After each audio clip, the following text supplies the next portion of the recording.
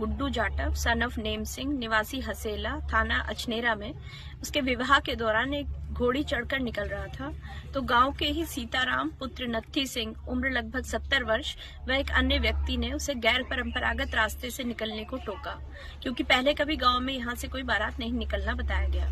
इस पर कुछ कहासुनी हो गई थी दोनों पक्षों में। सूचना पर तत्काल थाना पुलिस मौके पर पहुंची।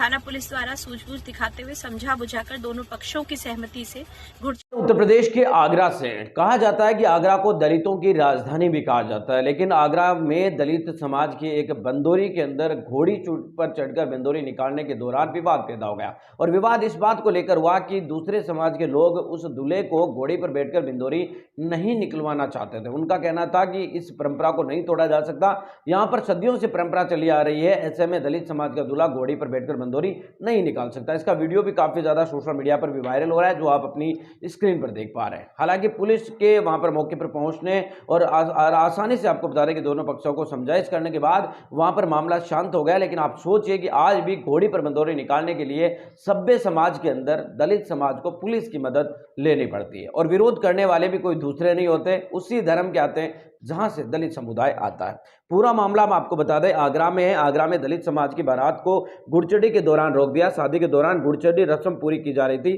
दूल्हा घोड़ी पर सवार होकर गांव में बंदोरी निकाल रहा था और इसी दौरान अनछेरा क्षेत्र के अंदर बारात को रोक दिया।